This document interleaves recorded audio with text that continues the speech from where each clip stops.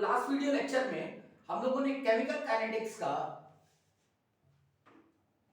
Potential energy analysis किया था। Chemical kinetics में रिएक्शन में जो रिएक्टिंग मॉलिक्यूल्स हैं वो कैसे रिएक्शन करते हैं, कैसे पोटेंशियल एनर्जी का चेंज होता है, कैसे हम डिसाइड करते हैं on the behalf of potential energy of reactant and product की रिएक्शन एक्सोथर्मिक है, एंडोथर्मिक है या आइसोथर्मिक है, ये कैसे डिसाइड करते हैं, ये हम लोगों ने बात की थी।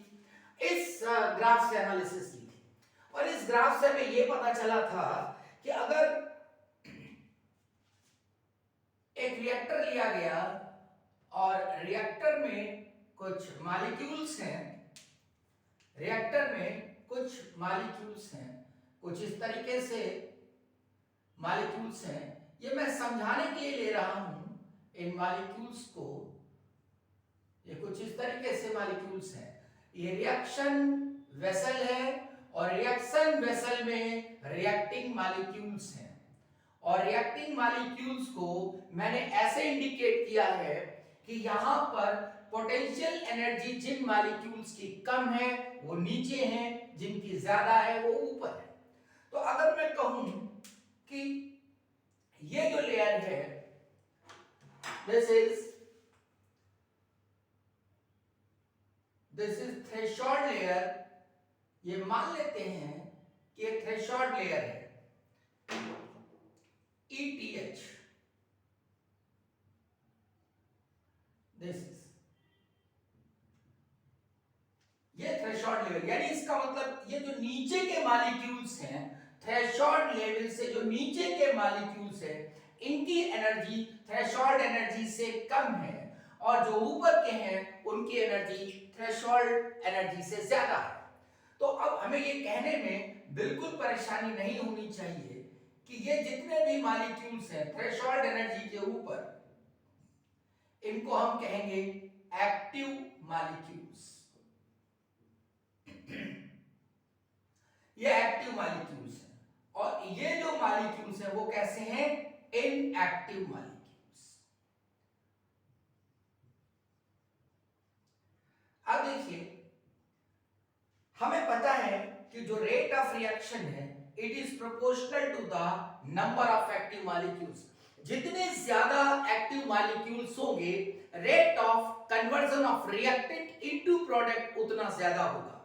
जितना ज्यादा नंबर ऑफ एक्टिव मॉलिक्यूल्स होंगे, जो कि हम थ्योरेटिकली नहीं पता कर सकते, इस चैप्टर में ये बहुत खास बात है कि एक्टिव मॉलिक्यूल्स को हम थ्योरेटिकली नहीं पता कर सकते, ठीक है। इसीलिए दो बातें इसके अंदर आती हैं आगे चलकर, theoretical analysis and experimental analysis. खैर वो बात आगे की है।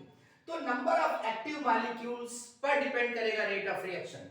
जितने ज्यादा नंबर ऑफ एक्टिव मॉलिक्यूल्स होंगे, रेट ऑफ रिएक्शन उतना ज्यादा होगा। इसका मतलब rate of conversion of reactant into product, यानी जो रिएक्टेंट है जितने ज्यादा एक्टिव मॉलिक्यूल्स होंगे उतना ज्यादा प्रोडक्ट में कन्वर्ट होंगे।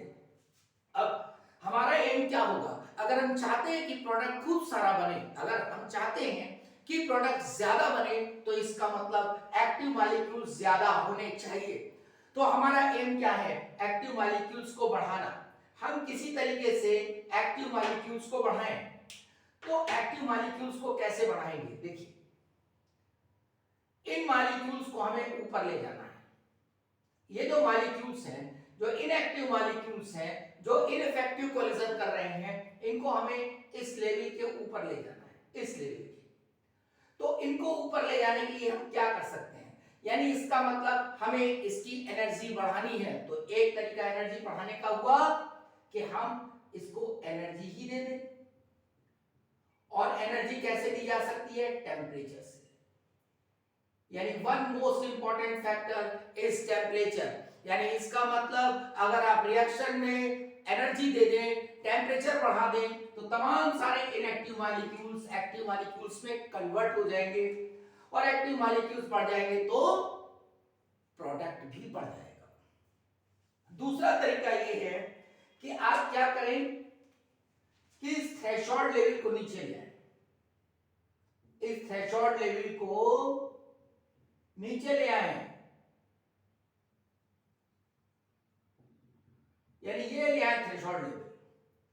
अगर हम थ्रेशोल्ड लेवल को यहां से यहां शिफ्ट कर दें, अगर हम थ्रेशोल्ड लेवल को यहां से यहां शिफ्ट कर दें तो क्या हुआ, इसका मतलब ये भी मॉलिक्यूल, अब ये वाले जो मॉलिक्यूल हैं, ये मॉलिक्यूल जो दिखाई दे रहे हैं, ये भी एक्टिव मॉलिक्यूल्स में कन्वर्ट हो गए। एग्जांपल बताता हूं इसका। जैसे मान लीजिए कि क्लास में 70 बच्चे हैं, अगर क्लास में 70 बच्चे हैं और उस क्लास में सिर्फ 10 बच्चे पास हुए, 10 बच्चे पास हुए और जो पास मार्क्स था वो 80 मार्क्स था आउट ऑफ 100, 80 मार्क्स मिल गए या 80 से ज्यादा मिल गए तो वो बच्चे पास हो गए और 10 बच्चे पास हुए। इससे पता चलता है कि 10 बच्चों के मार्क्स 80 या 80 से ऊपर थे। अब अचानक कहा जाए कि भाई पास मार्क्स घटा के 70 कर दिया गया है, तो जैसे ही कहा जाएगा कि 70 कर दिया गया है तो अब 70 के ऊपर वाले भी पास हो गए, यानी पास होने वाले, नेक्स्ट क्लास में जाने वाले स्टूडेंट्स का नंबर बढ़ गया। तो ठीक वैसे ही अगर हम थ्रेशोल्ड लेवल को कम कर दें तो ये मॉलिक्यूल्स भी कैसे हो जाएंगे, एक्टिव मॉलिक्यूल्स हो जाएंगे। कहने का मतलब ये हुआ हमारे पास एक तरीका ऐसा है जिसमें हम रिएक्टिंग मॉलिक्यूल्स की एनर्जी को न चेंज करके उन्हें एक्टिव बना सकते हैं। हमने इनकी एनर्जी को चेंज नहीं किया, लेकिन हमने इन्हें क्या कर दिया, एक्टिव मॉलिक्यूल्स बना दिया, यानी कन्वर्टेबल मास में कन्वर्ट कर दिया। ठीक है, तो ये कैसे होता है, इसके लिए हम क्या यूज करते हैं, कैटलिस्ट। कैटलिस्ट यूज करते हैं। अब देखिए दो चीजें दिखाई दे रही हैं, एक तो टेम्परेचर दिखाई दे रहा है, टेम्परेचर बढ़ा दिया जाए, ठीक है, और कैटलिस्ट यूज करके थ्रेशोल्ड लेवल को कम कर दिया जाए तो नंबर ऑफ एक्टिव मॉलिक्यूल्स बढ़ जाएंगे, यानी रेट ऑफ रिएक्शन बढ़ जाएगी।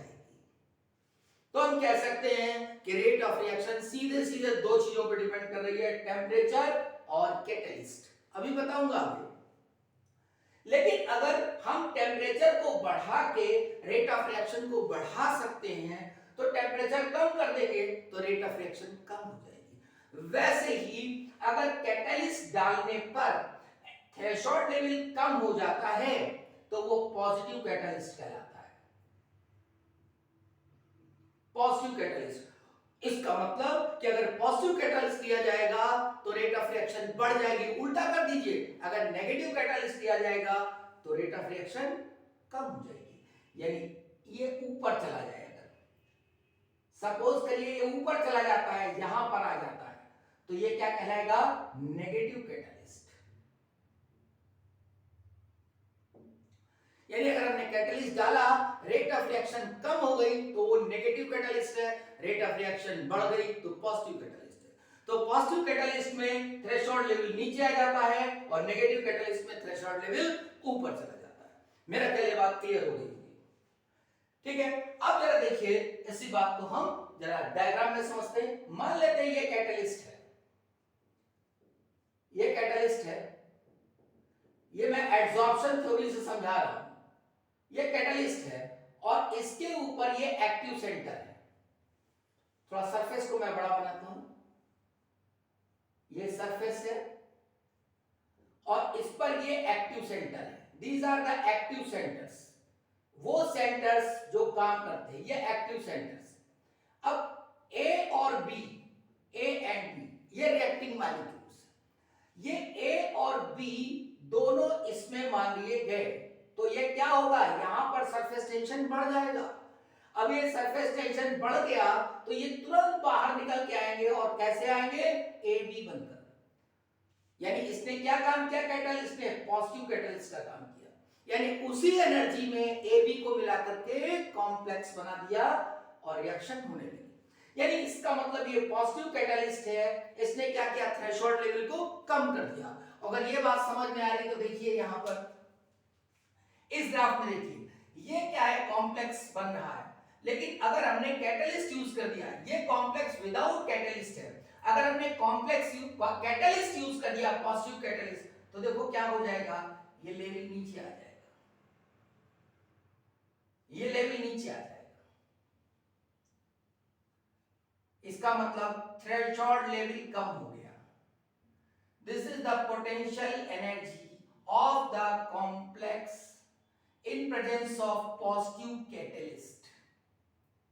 तो देखो क्या ये बात आ रही है, अगर पॉजिटिव कैटलिस्ट लेंगे तो क्या होगा, थ्रेशोल्ड लेवल कम हो जाएगा, और थ्रेशोल्ड लेवल उतना ही कम होगा जितना एनर्जी ऑफ एक्टिवेशन कम होगा, फॉरवर्ड का ठीक उतना ही बैकवर्ड का।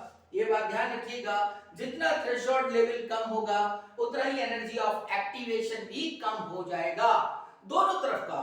अगर रिएक्शन रिवर्सिबल है तो फॉरवर्ड का भी उतना ही एनर्जी ऑफ एक्टिवेशन कम होगा, उतना ही बैकवर्ड का कम होगा जितना थ्रेशोल्ड लेवल कम होगा। It's the most important. तो ये पॉजिटिव कैटलिस्ट की बात हुई, ठीक है। अब अगर हम बात करें नेगेटिव कैटलिस्ट की तो क्या होगा, देखिए ये फिर वही सरफेस है और ये सेंटर्स है। अब इस सेंटर में क्या हो रहा है, ये रिएक्टिंग मॉलिक्यूल्स ए और ये बी, ये ए रिएक्टिंग मॉलिक्यूल्स है और ये बी। अब यहां पर जो सरफेस है इस कैटलिस्ट का, इस कैटलिस्ट का सरफेस पर जो सेंटर है वो क्या करते हैं, ए को ट्रैप कर लेते हैं, ए को ट्रैप कर लिया। अब बी के लिए इसके एक्टिव सेंटर्स फिट नहीं है, यानी बी को अपने अंदर वो नहीं ले सकते, ए को ले लेते हैं और ए को ट्रैप कर लेते हैं, ए को फंसा लेते हैं वहां पर, जकड़ लेते हैं वहां पर। तो अब क्या होगा, अब आपको पहले ई को निकालो और फिर वो एनर्जी फिर रिएक्शन करे।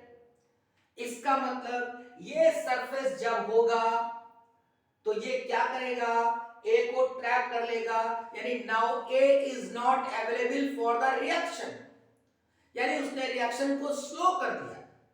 अब आपको ज्यादा एनर्जी देनी पड़ेगी रिएक्शन कराने के लिए, क्योंकि जितनी पहले देनी थी वो तो देनी ही है, साथ में इसको निकालने के लिए। तो ऐसे केस में जब थ्रेशोल्ड लेवल बढ़ जाए तो उसको कहते हैं नेगेटिव कैटलिस्ट। तो नेगेटिव कैटलिस्ट क्या करता है, देखिए यहां पर नेगेटिव कैटलिस्ट क्या करता है, थ्रेशोल्ड लेवल को इधर देखिए, इधर यहां इधर ये थ्रेशोल्ड लेवल बढ़ गया,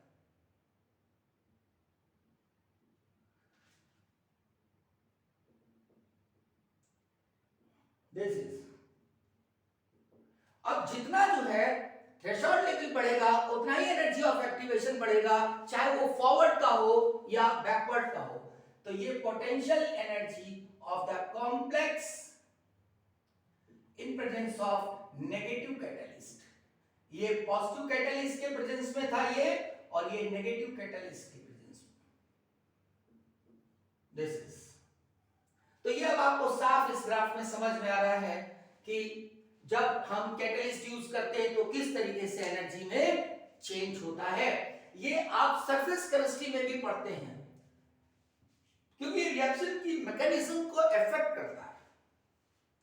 तो अब इतना जो डिस्कशन है, इतना डिस्कशन वो ये क्या बता रहा है, वो ये बता रहा है कि सीधे सीधे रेट ऑफ रिएक्शन को दो लोग इफेक्ट करते हैं, एक एनर्जी ऑफ एक्टिवेशन कैटलिस्ट, दूसरा एनर्जी यानी टेम्परेचर। यानी टेम्परेचर से हम कंट्रोल कर सकते हैं रिएक्शन मैकेनिज्म को, रिएक्शन को, रेट ऑफ रिएक्शन को, और दूसरा कैटलिस्ट से। इस चीज को बहुत करीब से स्टडी किया आर्हेनियस ने, लेकिन वो मैथमेटिकल डिस्कशन था। तो आज हम जो डिस्कशन करने जा रहे हैं वो मैथमेटिकल डिस्कशन करेंगे आर्हेनियस इक्वेशन का, उन्हीं की ग्राफिकल एनालिसिस के बारे में बताएंगे, ठीक है।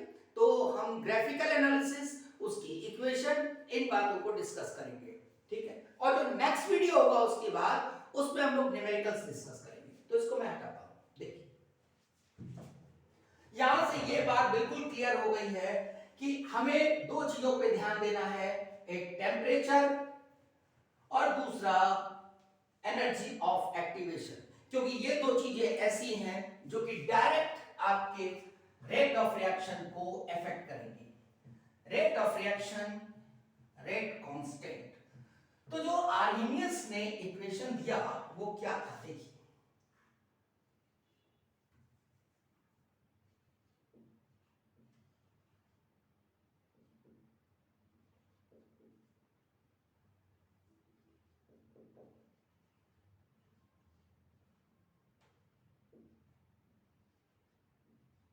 आर्हेनियस इक्वेशन, ये मैथमेटिकल इंटरप्रिटेशन है इसका।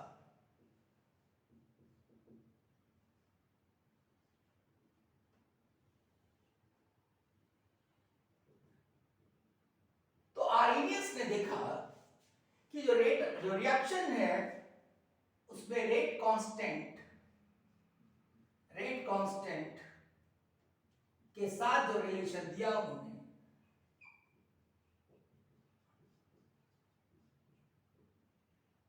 ये k equal to a e to the power minus e a r t। k जो है बेटा इट इज रेट कांस्टेंट,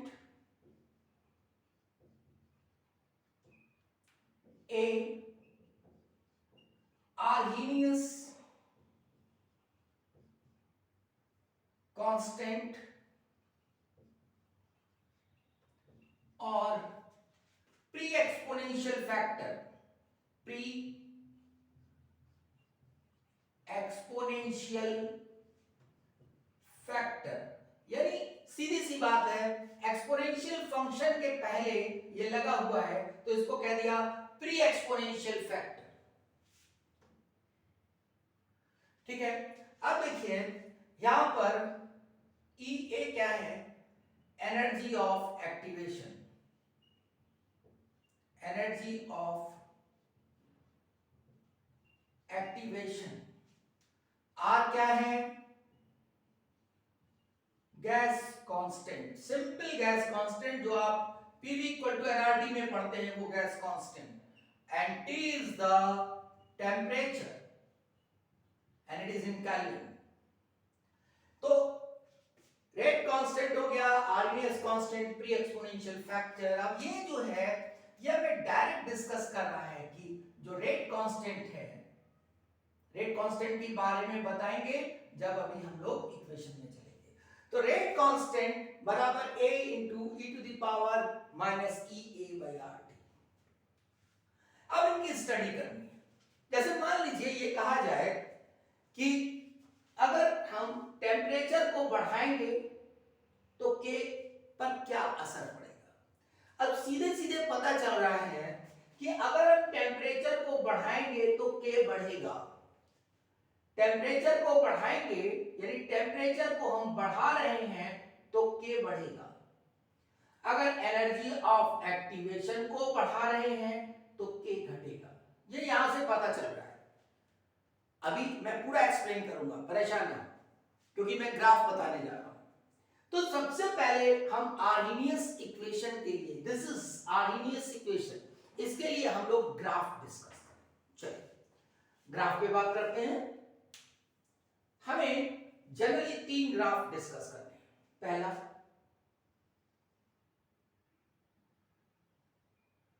दूसरा ग्राफ और तीसरा ग्राफ। पहला ग्राफ हम लोग बात करने जा रहे हैं टेम्परेचर के साथ क्या रिलेशन आता है k का, यानी रेट कांस्टेंट का। एनर्जी ऑफ एक्टिवेशन के साथ क्या आता है, k का रिलेशन। और 1/t के साथ लॉग यानी नेचुरल लॉग, नेचुरल लॉग। ये 3 ग्राफ हमारे लिए इंपॉर्टेंट है। ये this graph is for given catalyst. For given catalyst का मतलब क्या हुआ, यानी एनर्जी ऑफ एक्टिवेशन क्या हो गया, कांस्टेंट। अगर आपने कैटलिस्ट दे दिया तो एनर्जी ऑफ एक्टिवेशन कांस्टेंट हो गया। This is at constant temperature and this is for given catalyst। 3 graph. चलिए अब हमें पता है जो रिलेशन दे रखा है k equal to a e to the power minus e a पर r t। अब यह अगर ग्राफ खींचना है जैसे मान लीजिए कुछ भी नहीं आता है ग्राफ खींचने के लिए, ग्राफ रटिए मत। जब भी ग्राफ खींचना हो तो आप एक्स एक्सेस पर क्या है और वाई एक्सेस पर क्या है, इन दोनों चीज को देख लीजिए। एक्स एक्सेस पर क्या है, वाई एक्सेस पर क्या है, उन दोनों चीज को देखिए और वो दोनों को आप वेरिएबल मान के चलेंगे। तो कोई मैथमेटिकल ऐसी इक्वेशन आपके पास होनी चाहिए जिसमें वही दो वेरिएबल हो, बाकी सारा कांस्टेंट हो। तो वो हमारे पास रिलेशन आ रहा है, देखिए k बराबर a e to the power minus a by rt e a for given catalyst e a constant हो गया, r कांस्टेंट है, a कांस्टेंट है, वेरिएबल क्या हुआ k और t। अब अगर मैं t को 0 कर दूं तो t को अगर 0 करूंगा तो e to the power minus infinite हो जाएगा, t 0 हुआ तो ये पूरा इनफाइनाइट हो गया। किसी भी नंबर को अगर आप 0 से डिवाइड करते हैं तो वो वैल्यू इनफाइनाइट हो जाएगी, तो e to the power minus infinite ये 0 होगा। तो k कितना हो गया 0, यानी t अगर 0 है तो k भी 0 होगा। अब t को इनफाइनाइट कर दें, टेंड्स टू इनफाइनाइट, तो t इनफाइनाइट करेंगे तो e कितना हो जाएगा पावर 0 यानी 1, यानी k इक्वल टू a हो जाएगा। इसका मतलब एक बड़ी खास बात है, अगर आपसे कहा जाए कि टेम्परेचर बढ़ेगा तो k की वैल्यू आप कहेंगे बढ़ेगी। फिर आपसे कहा जाए अगर टेम्परेचर इनफाइनाइट कर दिया जाए तो k की वैल्यू कितनी होगी, तो आप कहेंगे k की वैल्यू मैक्सिमम होगी a के बराबर, यानी आर्मीनियस कांस्टेंट के बराबर। आर्मीनियस कांस्टेंट से ज्यादा वैल्यू नहीं हो सकती। देखिए मान लेते हैं ये a है, t0 k0, यानी यहां से चला। अब देखो ये जो है तुम्हारा a हो गया, ऐसे यहां भी मान लेते हैं a हो गया। अब देखिए यहां पर t0 k0, t infinite, t बढ़ना शुरू हुआ तो k बढ़ना शुरू हुआ और बढ़ते बढ़ते बढ़ते बढ़ते ये एक्सपोनेंशियली ग्रो करेगा और इनफाइनाइट पे जाके मिल जाएगा k से, यानी एक्सपोनेंशियली बढ़ेगा k और मैक्सिमम वैल्यू कितनी हो जाएगी a के बराबर। अब ये बात हो गई आपकी इस पहले ग्राफ के लिए, ये पहले ग्राफ के लिए, ये जो मैंने बताया ये पहले ग्राफ के लिए फॉर द फर्स्ट। अब हम बात करते हैं सेकेंड ग्राफ के लिए, तो मैं इसको हटा रहा हूं, ध्यान से देखना, अच्छे से समझना। और इसके पहले फर्स्ट वीडियो लेक्चर देखना बहुत जरूरी है। तो अब देखिए यहां पर एनर्जी ऑफ एक्टिवेशन हम 0 कर दें, और वैसे भी अगर एनर्जी ऑफ एक्टिवेशन 0 हो गया तो रिएक्शन अपने आप होने लगेगी।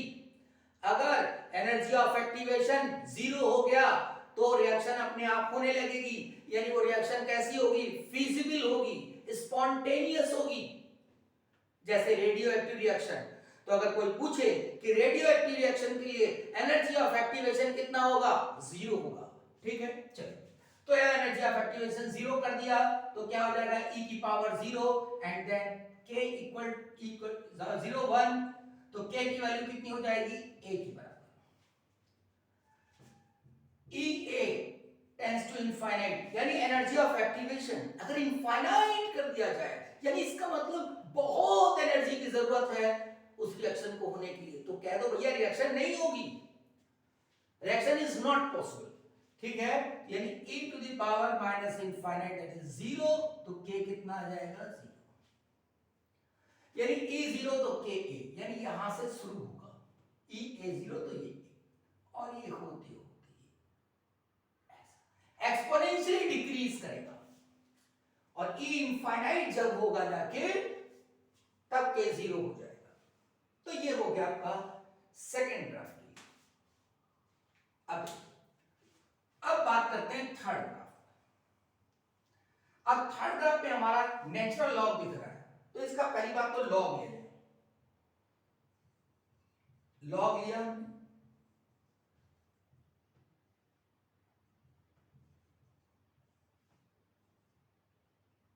ये मैं पूरा करके दिखा रहा हूं जिसमें जिनको थोड़ा भी कहीं प्रॉब्लम हो लॉग में उनको समझ आ जाए। ये मैंने लिया k किया ln k ln A into में होता है तो एडिशन लग जाता है। अब हमने यहां पर लिखा, अब ये पावर में तो बाहर आ जाएगा, तो माइनस EA/R 1/T। अब ये नेचुरल लॉग E की वैल्यू क्या होती है, 1 होती है, तो इसको हटा दिया, ये बन गया हमारा। अब देखिए ये y हो गया, तो इसको हम ऐसे लिख सकते हैं ln K minus EA/R 1/T plus ln A, यानी कि हमारे पास एक रिलेशन आ गया, ये आ गया relation. It's a most important relation, ये बहुत इंपॉर्टेंट रिलेशन। अब देखिए, अब हमें तो इक्वेशन यहां खींचनी, तो 1/t को जीरो कर दे, देखिए ये 1/t, x एक्सिस पर क्या है 1/t और y एक्सिस पर ln k, यानी y equal to mx plus c। तो y equal to mx plus c से हमें क्या समझ आया कि लीनियर होगा, इक्वेशन कैसी होगी, लीनियर होगी, ये तो बात क्लियर हो गई, y equal to mx plus c linear होता है। लेकिन एक्चुअली लाइन बनेगी कहां पर, वो देखिए 1/t को हम जीरो कर दें तो ln k की वैल्यू आई log a, यानी अगर 1/t को जीरो कर दिया जाए तो यहां पर ln k की वैल्यू क्या आएगी, ln a, तो देखिए ये आ जाएगा, मान लेते हैं ये आ गया 1/t जीरो, तो इसकी वैल्यू ln a। अब इसको जीरो कर दो तो 1/t की वैल्यू क्या आ जाएगी, पॉजिटिव आ जाएगी। तो थोड़ा यहां पर अगर हम ऐसे ले लें तो इसको ग्राफ को बनाना आसान हो जाएगा, यहां पर ले लेते हैं और यहां पर ले लेते हैं, तो ये हुआ जब हम 1/t को जीरो ले रहे हैं तो ln के बराबर ln है, और जब हम इसको जीरो ले रहे हैं तो 1/t की वैल्यू क्या आएगी, देखिए 1/2 आएगा, करके देखिएगा, इसको जीरो लिखिएगा, इसको इधर ले जाएंगे, सॉल्व करना शुरू करेंगे, तो ये आएगा ln a into r upon e, ये आ जाएगा, और ग्राफ ये आएगा, दिस इज, और स्लोप इसका, स्लोप होगा EA/R। अब देखो ऑब्ट्यूज एंगल है तो नेगेटिव स्लोप है, negative slope obtuse angle, x axis के साथ जो एंगल आ रहा है वो ऑब्ट्यूज एंगल है, तो नेगेटिव स्लोप। ये तीनों ग्राफ में बहुत इंपॉर्टेंट ग्राफ है, मेरा ख्याल ये समझ में आया होगा। अब हम चलते हैं मैथमेटिकल एनालिसिस की तरफ। देखिए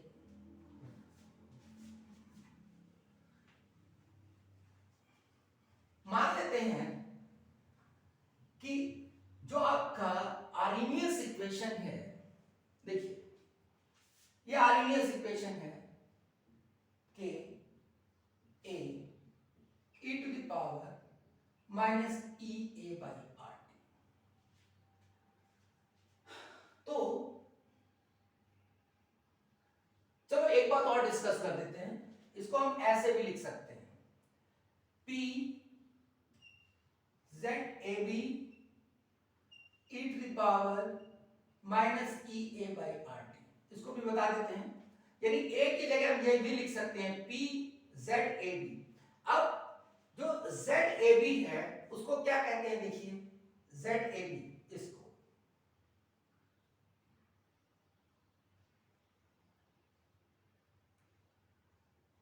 इसको हम कहते हैं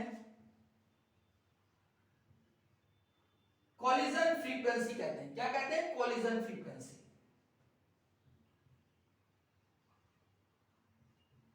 एक सेकंड, एक मैं इधर देख लूं कि क्या वीडियो बन रहा है।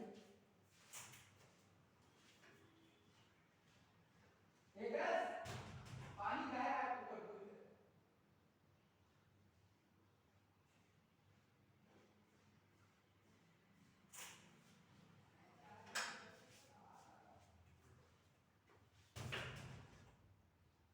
ठीक है, तो देखिए आप, ये कॉलिजन फ्रीक्वेंसी, इसको कहते हैं कॉलिजन फ्रीक्वेंसी। अब इस कॉलिजन फ्रीक्वेंसी यानी कॉलिजन फ्रीक्वेंसी ऑफ रिएक्टेंट्स, कौन टकरा रहा है, कौन टकरा रहा है, रिएक्टिंग मॉलिक्यूल्स, कौन कौन मॉलिक्यूल्स, मान लेते हैं रिएक्टिंग मॉलिक्यूल्स A है और B है। अब ए और बी एक दूसरे से टकरा रहे हैं, तो टकरा रहे तो उनकी कॉलिजन फ्रीक्वेंसी को डिफाइन किया गया है। तो क्या कहा गया है, it is defined as, collision frequency को एक छोटे से न्यूमेरिकल में आराम से बन सकता है। देखिए, नंबर ऑफ कॉलिजन्स पर second in per unit volume of reaction mixture. यानी देखो यहां पर एक सेकेंड में कितना कॉलिजन हो रहा है, एक इंपॉर्टेंट बात, और यूनिट वॉल्यूम में कितना हो रहा है। और यूनिट वॉल्यूम किसका, रिएक्शन मिक्सचर का। मतलब अगर मान लीजिए वो कह दे कि 10 लीटर में 10 टू द पावर 10 कॉलिजन्स हो रहे हैं, 10 लीटर में 10 टू द पावर 10 कॉलिजन्स हो रहे हैं 1 आवर में, इन 1 आवर। तो बताइए कॉलिजन फ्रीक्वेंसी क्या होगी। मान लीजिए कैलकुलेट करवाता है, तो क्या करोगे, 10 टू द पावर 10 कॉलिजन्स हो रहे हैं, पर लीटर में कितना होगा, पर सेकंड कितना होगा, तो ये 60 इंटू 60। अब ये क्या आ गया, ये आ गया कॉलिजन्स पर सेकंड पर लीटर, यानी पर यूनिट वॉल्यूम, पर लीटर, पर एमएल, कुछ भी लिख सकते हैं जो पूछा जाए। तो ये आपका जो कॉलिजन फ्रीक्वेंसी वो कैसे डिफाइन होती है, नंबर ऑफ कॉलिजन्स पर second in per unit volume of reaction mixture. ये हो गया आपका कॉलिजन फ्रीक्वेंसी। अब बात आती है पी। तो ये पी क्या है, ये स्टेरिक फैक्टर भी कह सकते हैं इसको, इसको स्टेरिक फैक्टर कहते हैं।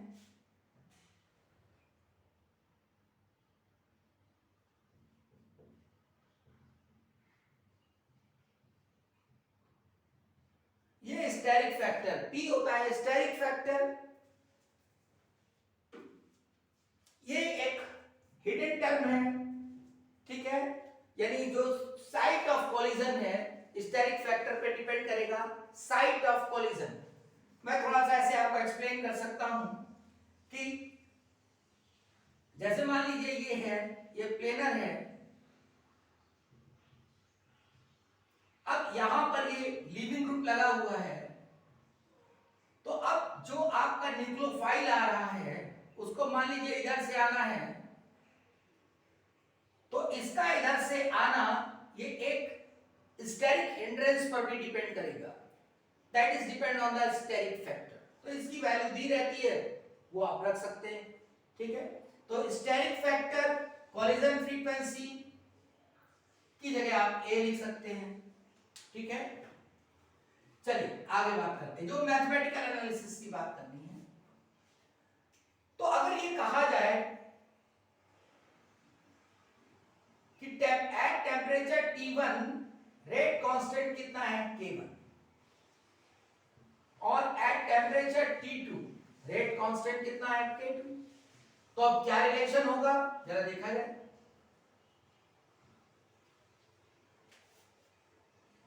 K1 a e to the power minus EA RT1, K2 a e to the power EA RT2। ये इक्वेशन 1 और ये इक्वेशन 2। ये जो मैं बात कह रहा हूं ये बात कांस्टेंट एनर्जी ऑफ एक्टिवेशन के लिए है, यानी इस केस में एनर्जी ऑफ एक्टिवेशन क्या है, कांस्टेंट है, energy of activation is constant. Temperature change हो रहा है। अब अगर मैं इसे लिखना चाहूं, यानी सेकेंड डिवाइडेड बाई 1, तो क्या लिखूंगा, K2 by K1 is equal to, देखिए K2 बाई K1 लिखा जाएगा तो ये हम कह सकते हैं e to the power minus EA RT2 e to the power minus EA RT1। देखिए बेटा मैं बार बार कह रहा हूं कि पेन कॉपी लेकर बैठेंगे और इसे बार बार लिख के करेंगे, है ना। मुझसे जितना हो सकता है मैं कोशिश कर रहा हूं, लेकिन बाकी कोशिश आपको करनी है। आपको लिख लिख के करना है, आपको बहुत मेहनत करनी है, आपको बुक भी पढ़नी है। बुक पढ़ना है, जरूर से पढ़ना है, चाहे जितना वीडियो लेक्चर देखिए, मेरा देखिए, किसी और का देखिए, ठीक है। तमाम सारे वीडियोस हैं, तमाम सारी और सुविधाएं संसाधन है, बुक्स भी हैं, है ना। तो सारी चीजों से ज्यादा जो इंपॉर्टेंट है वो ये इंपॉर्टेंट है कि आप कितना अच्छे से पढ़ रहे हो, आप कितनी अच्छी प्रैक्टिस कर रहे हो, आप कितना पेन और कॉपी का यूज कर रहे हो, और कितना बोल बोल के पढ़ रहे हो, है ना। तभी आएगा। किसी भी वीडियो को, मेरा वीडियो देखें, किसी और का देखें, ठीक है, क्योंकि अगर आप देखेंगे आप उससे कुछ सीखेंगे, आप उसमें मन लगाएंगे, तो ये मेरी मेहनत या जो और कोई बना रहा है जिसका वीडियो आप देख रहे हैं उसकी मेहनत सफल होगी। अगर आप मेहनत नहीं करेंगे तो बेकार है। मेहनत करना बहुत जरूरी है, खास आप ही है।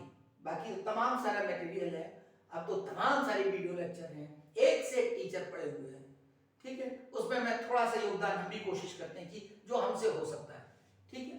तो ये यहां पर हमने डिवाइड किया, पढ़ना बहुत जरूरी है, बोल बोल के पढ़ना बहुत जरूरी है।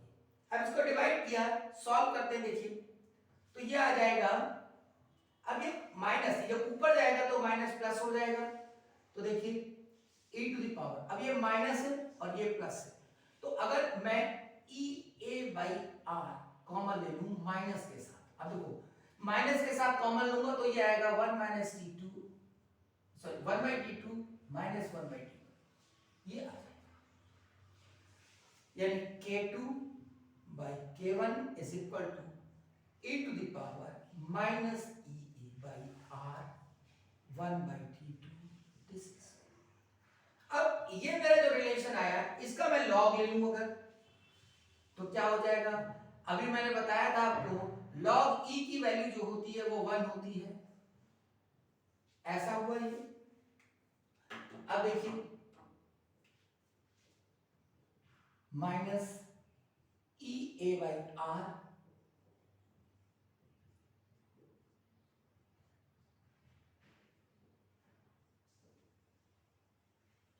ऐसा हो गया, ये रिलेशन है। आप चाहें तो माइनस को हटा भी सकते हैं। एक बार हम लोग और चेक कर लेते हैं इस रिलेशन को।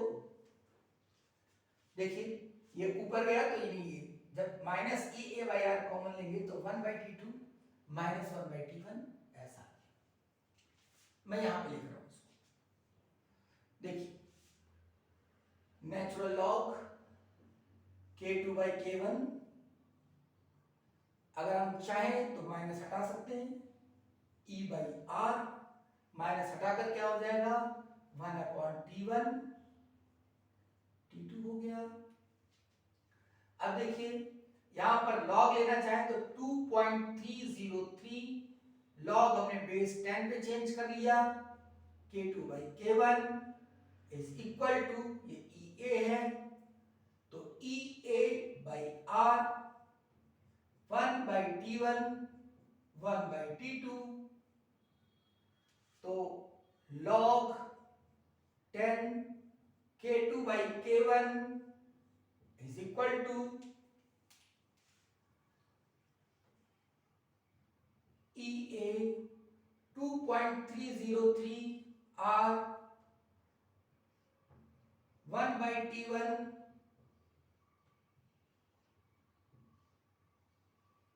ये रिलेशन ऑप्शन में मिल सकता है, ये रिलेशन बहुत इंपॉर्टेंट है। अब देखिए इसको जल्दी से कैसे कर सकते हैं, हमको पता है, इसको चेक करना हो तो ये मिस्टेक नहीं होनी चाहिए 1 by T1 1 by T2। देखिए कैसे, हमें पता है अगर टेम्परेचर हम बढ़ाएंगे, टेम्परेचर बढ़ाएंगे T1 से T2 करेंगे तो K1 से रेट कांस्टेंट क्या हो जाएगा K2 हो जाएगा। तो अगर टेम्परेचर बढ़ाओगे यानी T2 is greater than T1 तो K2 भी बड़ा होगा K1 से। तो यहां से चेक हो जाएगा। देखो जब यहां लिखोगे इसकी जगह आप क्या लिख सकते हो, देखिए इसकी जगह लिख सकते हो T2 minus T1 upon T1 T2, ये लिख सकते हो, ये लिखा जा सकता है। तो अब अगर T2 ये पॉजिटिव होगा।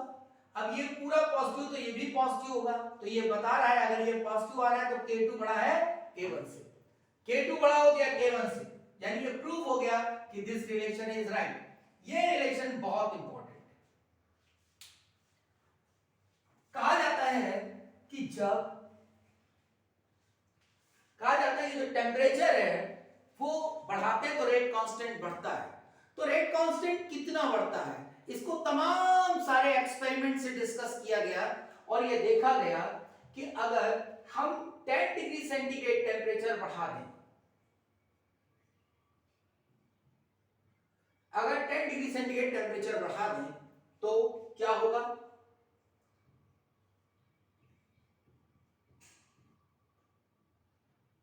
तो ये जो रेशियो है बहुत इंपॉर्टेंट, ये T डिग्री सेंटीग्रेड पे रेट कांस्टेंट है और ये T प्लस 10 डिग्री सेंटीग्रेड पे रेट कांस्टेंट, इसका जो रेशियो होता है उसको हम कहते हैं अल्फा। अल्फा मतलब temperature coefficient,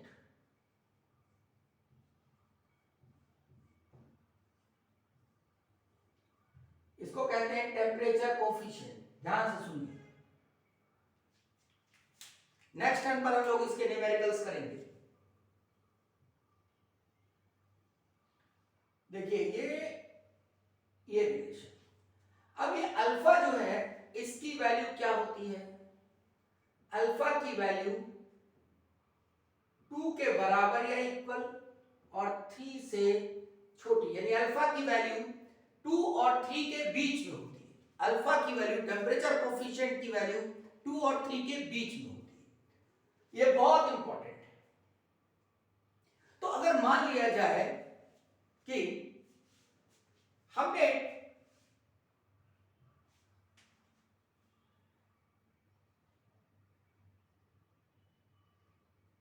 delta T temperature बढ़ा दिया, डेल्टा टी टेम्परेचर बढ़ा दिया, delta T temperature is increased, temperature is increased, तो रेशियो ऑफ रेट कांस्टेंट क्या होगा,